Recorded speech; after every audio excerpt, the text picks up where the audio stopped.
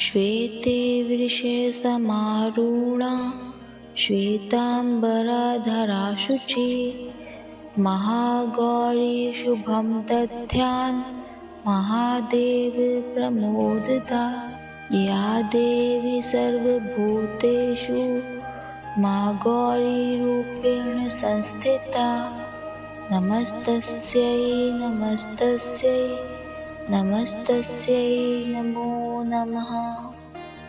हरे कृष्ण। आज की हम आध्यात्मिक डायरी में माता महागौरी की कथा के बारे में जानेंगे। जय माता दी। नवरात्र अब अपने अंतिम पड़ाव पर पहुंच चुके हैं। आज माँ दुर्गा के 8वें स्वरूप आदिशक्ति महागौरी की पूजा की जाती है। देवी भागवत पुराण में बताया गया है कि देवी माँ के 9 रूप और 10 महाविद्याएं सभी आदिशक्ति के अंश और स्वरूप हैं, लेकिन भगवान शिव के साथ उनके अर्धांगिनी के रूप में महागौरी सदैव विराजमान रहती हैं। महागौरी की पूजा मात्र से भक्तों के सभी पाप धुल जाते हैं और वह व्यक्ति अक्षय पुण्य का अधिकारी हो जाता है। ज़्यादातर घरों में नवरात्र की अष्टमी तिथि के दिन कन्या पूजन किया जाता है। वहीं कुछ लोग नवमी तिथि के दिन कन्या पूजन करते हैं। शिव पुराण के अनुसार माता महागौरी को 8 साल की उम्र में ही अपने पूर्व जन्म की घटनाओं का आभास होने लग गया था। उन्होंने इसी उम्र से ही भगवान शिव को अपना पति मान लिया था और भगवान शिव को पति रूप में पाने के लिए तपस्या भी शुरू कर दी थी। इसलिए अष्टमी तिथि को महागौरी के पूजन का विधान है। इस दिन दुर्गा सप्तशती के मध्यम चरित्र का पाठ करना विशेष फलदायी होता है। जो लोग 9 दिन का व्रत नहीं रख पाते हैं, वे पहले और 8वें दिन का व्रत कर पूरे 9 दिन का फल प्राप्त कर लेते हैं। माता महागौरी की कथा कुछ इस प्रकार से है। देवी भागवत पुराण के अनुसार देवी पार्वती अपनी तपस्या के दौरान केवल कंदमूल, फल और पत्तों का ही आहार करती थी। बाद में माता महागौरी ने केवल वायु पीकर ही तप करना आरंभ कर दिया।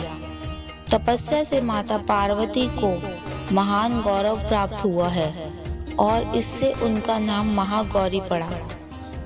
माता पार्वती की तपस्या से प्रसन्न होकर भगवान शिव ने उनको गंगा में स्नान करने के लिए कहा।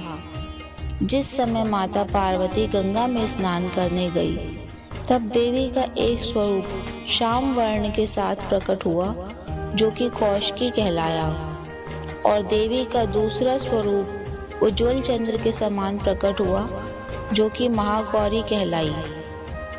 माता महागौरी अपने हर भक्त का कल्याण करती है और उनको सभी समस्याओं से मुक्ति दिलाती है। ऐसा है माँ का स्वरूप। देवी भागवत पुराण के अनुसार महागौरी का वर्ण गौर है, अर्थात सफेद, और इनके वस्त्र व आभूषण भी सफेद रंग के ही हैं। माता का वाहन वृषभ अर्थात बैल है, जो कि भगवान शिव का भी वाहन है। माँ का दाहिना हाथ अभय मुद्रा में है और नीचे वाले हाथ में दुर्गा शक्ति का प्रतीक त्रिशूल है। माता महागौरी के ऊपर वाले हाथ में शिव का प्रतीक डमरू है। डमरू धारण करने के कारण माँ को शिवा के नाम से भी जाना जाता है। माँ का नीचे वाला हाथ अपने भक्तों को अभय देता हुआ वर मुद्रा में है और माँ शांत मुद्रा में दृष्टिगत है। देवी के इस स्वरूप की प्रार्थना करते हुए देव और ऋषिगण कहते हैं, सर्वमंगल मांगल्ये शिवे सर्वार्थ साधिके शरण्ये त्र्यंबके गौरी नारायणी नमोस्तुते। माँ महागौरी अपने भक्तों के लिए अन्नपूर्णा स्वरूप है। यह धन, वैभव और सुख शांति की अधिष्ठात्री देवी हैं। इस दिन कन्या पूजन का भी विधान है। कुछ लोग नवमी के दिन भी कन्या पूजन करते हैं, लेकिन अष्टमी के दिन कन्या पूजन करना श्रेष्ठ रहता है। कन्याओं की संख्या 9 हो तो अति उत्तम है, नहीं तो 2 कन्याओं के साथ भी पूजा की जा सकती है। अष्टमी तिथि के दिन माता को नारियल का भोग लगाने की परंपरा है। माता को भोग लगाने के बाद नारियल प्रसाद रूप में बांट दें। वहीं जो भक्त कन्या पूजन करता है वे हलवा पूरी, सब्जी और काले चने का प्रसाद विशेष रूप से बनाया जाता है।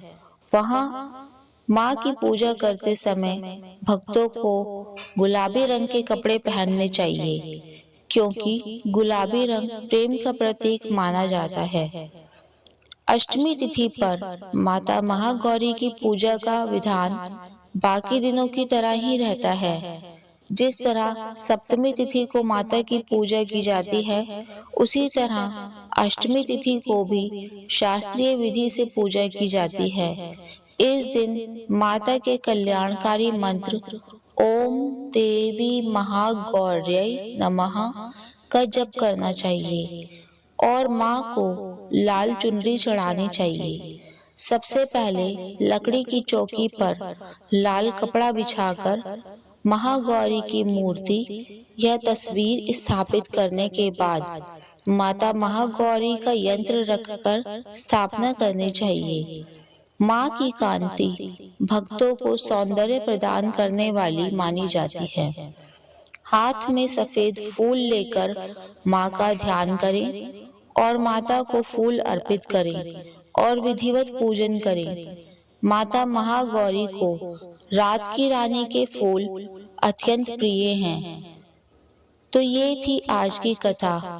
आपको ये कथा कैसी लगी कमेंट करके जरूर बताएं। वीडियो को लाइक और चैनल को सब्सक्राइब करें। धन्यवाद।